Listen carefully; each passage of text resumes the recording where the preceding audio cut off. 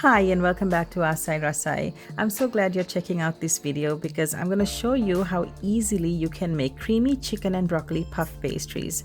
To get us started, I'm going to saute some onion in a little bit of oil, and this is going to cook for about a minute on medium heat just until the onions are translucent or they look a little softened but not brown.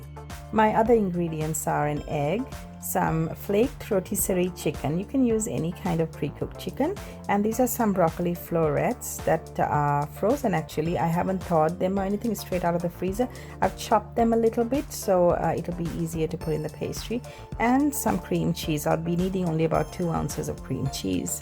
So the onions look softened now. We can add the broccoli, and since I'm using frozen broccoli, I have to make sure that most of the or virtually all the moisture has been removed from it through the sauteing. And if you're using fresh broccoli, then you don't have to saute it for too long. When that's done, just add the chicken, stir fry for a couple of minutes until the mixture looks a little bit dry. I'm keeping it really simple as far as the condiments and spices are concerned. I'm using garlic powder, black pepper powder, some red chili flakes, and some salt. That's about it. But if you want to use more spices like cumin or maybe a little curry powder, if you want to use green chilies and more red chili, whatever, you can just go with the flow, what you feel at that time, and enhance your filling. But this is just going to be very simple.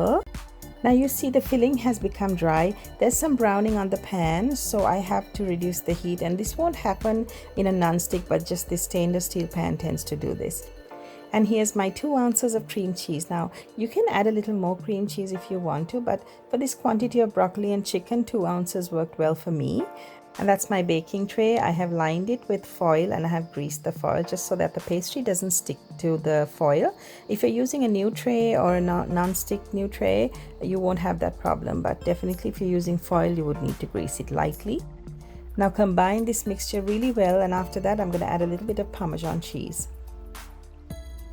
So 1 tablespoon of Parmesan cheese did it for me, but if you want a sharper taste to your filling, add a little more. It doesn't matter. You could also leave it out or add any other sharp cheese, whatever you have on hand. And a final check for salt and pepper, and we're ready to roll. Beat up the egg in 1 tablespoon of water and set it aside. This is your egg wash. We will brush the pastry with this egg wash. This is my puff pastry roll. I've rolled it out so it looks like this sheet, and I'm cutting it into rectangles, and the easiest way to do it is to just cut it in halves like this. This is store-bought puff pastry, so it's not really frozen, but it's just being kept in the refrigerator. I can work with it immediately. So onto a piece of the pastry, you just place the filling and then roll it like this. And then press down on the seam and edges just to make sure that they don't open up when baking. So they have to be properly sealed. I'm using a fork to give it a little bit of a decorative edge, but sometimes, you know, when it bakes and puffs up, you won't have that decorative edge anymore, but at least it'll seal it properly. If you're using a fork, you'll need to flip the pastry and do it on all sides. And then take a knife and slit the top of the pastry, just the top only, don't go all the way through. And then brush the top nicely with the egg wash. If you don't have a brush, you could use the back of a spoon, that'll work. I baked it in my toaster oven, that's the countertop oven. I think it was about 350 to 360 degrees Fahrenheit for about 20 minutes. But there were times when I had to turn the tray around and check the temperature really closely. Sometimes I had to increase it, sometimes I had to reduce it.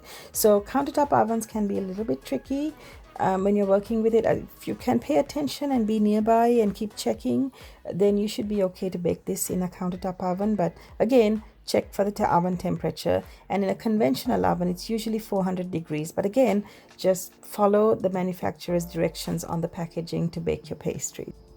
I hope you will like this recipe. I created it for my family and they really liked it. So unless they approve it, I generally don't upload and claim that they like it. So I hope it goes down well with your family too.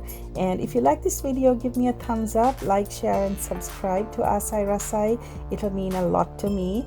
And thanks for watching. I'll be back with more videos soon.